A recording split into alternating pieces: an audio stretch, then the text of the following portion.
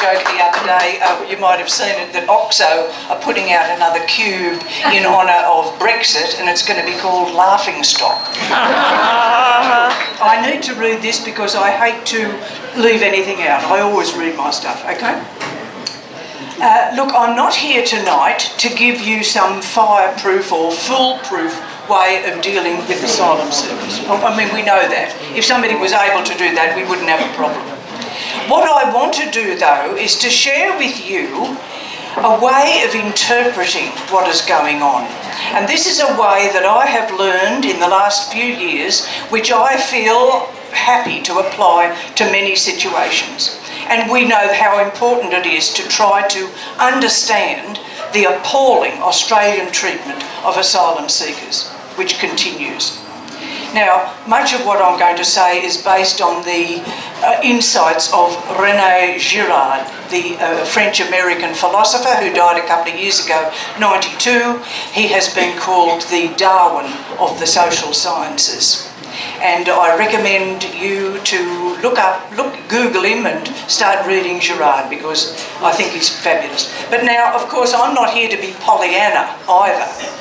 But I do think that we need to try to take the long view. Now, in the context of talking about asylum seekers as scapegoats, I want to start off with this quote from Girard. He says, "Our society is the most preoccupied with victims of any that ever was. Even if it is insincere, a big show, the phenomenon has no precedent. Examine ancient sources, inquire everywhere, dig up the corners of the planet, and you will not find anything anywhere that even remotely resembles our modern concern for victims. The China of the Mandarins, the Japan of the samurai, the Hindus, the pre-Columbian societies, Athens, Republican or Imperial Rome, none of these were worried in the least little bit about victims whom they sacrificed without number to their gods, to the honour of the homeland, to the ambition of conquerors, small and great." That's the end of the quote. Now, this comparatively new concern for victims is a phenomenon which you and I are involved in. Otherwise, you wouldn't be here this evening, and neither would I. Now, in our days, we just need to get the term victim, of what I'm talking about victim. In our days, it can mean somebody who's passive or helpless, or the victim of a confidence trick. We've all been there. A self-styled martyr. That's not what Girard is talking about. He uses the term victim in a limited and technical sense of meaning a person or a group being used as a scapegoat by others in order to achieve that group's release from fear or threat. Okay, so it's a particular use of the word victim. The most terrible example, of course, in living memory is the scapegoating of the Jews by the Nazis. And of course, a strong case can be made for the use of refugees, our refugees and asylum seekers, as scapegoats of a fearful Australian government and population. Now, there are 4 aspects of scapegoating that we're going to deal with tonight. These are Girard, okay? We'll go through them and I'll outline what he said, and then we'll apply them to asylum seekers, okay? Now, the first aspect or feature of scapegoating that Girard outlines is crisis. Throughout human history, human societies have suffered disruption and mayhem caused by internal rivalry or external enemies or natural disasters. Such events could cause havoc in a community. Leadership often collapsed. Threat to life and limb caused people to look out for themselves alone. Fighting amongst people weakened the social structures which ensured harmony, and they disintegrated. The upheavals in some societies were so great that they could threaten the community's very existence. So from time immemorial, we know this, human societies have faced crises. That's the first aspect, crisis. Now the second aspect Girard identifies is crime. The way societies have always dealt with these problems was by finding someone to blame. Someone must be guilty. How else could things go so wrong? In times when diseases were not understood, the blame for an epidemic could fall on a witch. Natural disasters appeared to come from the gods. And even now we've got Scott Morrison saying we all just pray for rain. Give me strength. Why blame God? Anyway, to be able to blame someone or something gave a form of control, no matter how baseless. People then made the ingenious discovery over thousands of years to isolate and blame one, a person or a group, for the terrible problem that had befallen them. It had a remarkable effect. Instead of everybody being at each other's throats, they could all club together against one. Then instead of all against all, it became all against one. And it's been described as societies are the whole minus one. Yes, it's scapegoating, of course. We know the term. We've probably done it. I have. We've probably done it to a certain extent. Something goes wrong at work and we come home and take it out on the family. So you've got a crisis, then you've got crime. So they're the first two features of scapegoating. But who gets the blame? Who gets the blame for the crime? There's the criteria for the choice of the scapegoat. This is Girard's third feature of scapegoating. It has to be somebody weak or in a situation which curtails their opportunity or capacity for hitting back. So someone with a physical defect, perhaps, a foreigner, a child, a woman. In extreme crises, even the king or queen or prime minister could become the scapegoat. Look at Marie Antoinette. Girard on Marie Antoinette is fascinating, I can tell you. These people, the leaders who can become scapegoats, they are a bit different from the rest of us because of position and therefore can be blamed when things get too bad by the crowd. Okay, so we've got crime, crisis, criteria for the scapegoat. They're the first three. And then, of course, the fourth aspect is the violence done to the scapegoat. The violence. And you can imagine the violence from early times, and we can see the violence that I know Phil is going to expand on about the violence that we're doing to our scapegoats. Am I okay? Right. Now, I need to go on. There are certain aspects of this which are highly interesting. The first is unconsciousness. In ancient societies, everybody in the community turned on the scapegoat. They actually believed that a scapegoat was guilty for whatever the problem was befallen them. It could not work if it was not unconscious, okay? Because, give them their due, they weren't bad people. They actually believed that scapegoat was the problem. They were unconscious of the forces that were at work among themselves, like rivalry, for instance, the mob mentality. So if they could stone someone to death, they then were able to rejoice in the cohesion which resulted. And that brings us to the next one, which is unanimity.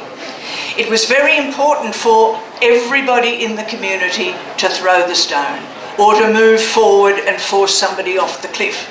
Because if everybody was suffering from the problem, then everybody needed to do the act that would bring harmony, which they then all enjoyed. So you've got unconsciousness and unanimity. This is particularly in ancient scapegoating. And then, of course, people sat down around the campfires and told the story of how that terrible person caused that shocking epidemic. And the story gets told and retold. And in the retelling, of course, the people who burnt her to death, they're shown as, oh yes, we needed to do that. She was the guilty one. Always the scapegoat was painted as the guilty one. And so we have the growth of those wonderful myths. And that's what a myth is in Girard's terminology, a disguised account of scapegoating. In some myths, the violence is completely obliterated and it's written out. In other myths, the violence is seen to be justified by the dominant group. But in none of the myths is the victim ever shown to be innocent. Now, we know that the victims are innocent. We know that our asylum seekers are not guilty of what they've been able to do. There has been a huge shift in human consciousness, and we're part of that, and we've got a role to play in that.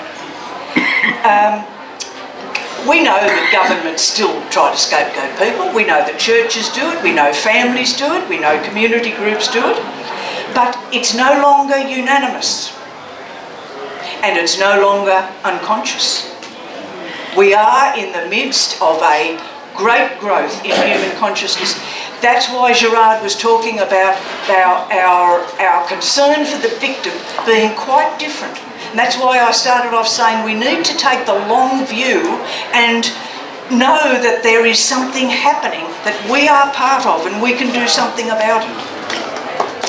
Now, we know, of course, that the people locked up on Manus and Nauru, and even here in Australia with their money being taken from them, they are our scapegoats. They're innocent victims of a fearful society. Have I got time to go on? Look, I'm sorry. This is longer. I timed this, but I'm blathering. Now, let's have a look at crisis, crime, criteria for the scapegoat and the violence as regards the asylum seekers. So what is the crisis? This is what I believe. Other people may tell me. I believe the crisis is the existential Australian fear of invasion which has dominated national discourse since the First Fleet. Amen. The boats have not stopped coming since the first 11. And we are in dread that someone may come and do to us what we did to others. We are a small population on a large continent with an indefensible coastline. We are dependent on any other larger power that will shelter us under its wings. The great Australian crisis, I believe, from which all others flow, is fear. Okay, the crime. Well, in this case, of course, the fortress has been breached by waves of asylum seekers. We welcome some, give our country its due, we have welcomed people. But the scale of the refugee problem worldwide is a crisis that we can't, it challenges us completely. Yes, sorry. And of course, their crimes then, they've jumped the queue, they're foreign, they're Muslims, whatever. They're illegal. Isn't that shocking to put that term upon them? They might be terrorists. They are the ones who must be blamed and punished because they're making us more afraid. So we've got the crisis and the crime, and of course the criteria for the scapegoating is they fit it so well. Foreigners, no money or contacts, mostly Muslims, no way of hitting back. Who is going to champion them in the halls of power? We are. Yeah, indeed, you are, yes. The violence, the fourth aspect of Gerard's scapegoating. There is grotesque violence being inflicted on these scapegoats. They are our human sacrifice. And the angry God that they are sacrificed to is us. They are the ones who reveal the crippling fear which characterises the dominant white society of Australia. Now, those, I'd like you to really try to remember those and to think about it. I really think we don't think enough as a society. We're in this midst of all this social media, instant. We need to really think and read, and I know you are the type of people who would. Before I finish, I just want to alert us to two important and unfortunate consequences of realising that the scapegoat is innocent and this new consciousness that we're coming to. There are two that Gerard has outlined. First of all, now that we understand that scapegoated victims are innocent, now of course we're not saying that people are innocent of everything. I mean, nobody is innocent of everything. But the scapegoats that we've got are innocent of what they have been blamed for, okay? Okay? Right, so they're innocent in that sense. Well, once we realise that people are innocent, and once that sort of gets into the human consciousness, it's very easy to just move over and say, I'm a victim. So we all become victims now, because we know that the victim is innocent. It is very easy to don the mantle of victim. Hello, my name is victim. And we can easily do that, and we need to be careful of that. The second problem, which is one that I grapple with, I can tell you I grapple with this one myself, and that is, once we get on the side of the victim, the tendency is, without thinking, to start victimising the victimiser, hunting the hunters, scapegoating the scapegoaters. It's really easy to do this. I have done it myself. I have done, and that's what Gerard has taught me. And I really struggle with this one, okay? But it's part of the human struggle. It is not enough for us to just point finger at government, okay? People in government are just like you and me. Only in the case of many of them, they have risen to the level of their moral and ethical incompetence. It's true that that has happened, but couldn't it happen to anybody? It could happen to me, it could happen to you, if we're not careful. We are all human beings in this. So I don't believe it is good enough to picture Mr. Dutton in Nazi uniform. It's not useful to ridicule the Prime Minister with clever memes and distorted images. Like, what good does that do? It's hitting out, of course, hitting out, and it's an example of the frustration that's there. But look, our opposition to this blatant scapegoating of these innocent victims has to be through political, legal, educational and moral channels. It has to be through unflinching, non-violent resistance. And that's where I dips to this man here. We just need to keep resisting, keep writing. Now, there's no guarantee that all this will be successful. But we are part of this new consciousness. We do see through scapegoating. We cannot demand the satisfaction of living in the time when it may come to an end. I don't know that scapegoating will ever come to an end. The process of resisting it is the important thing. Perhaps our role is to lay the foundations, and others will see the end to what is actually government-sponsored people smuggling, using asylum seekers and refugees for gain and advantage. Our role may be the most unglamorous of all, that of building the foundations. But foundations, as we know, are absolutely essential. So thank you.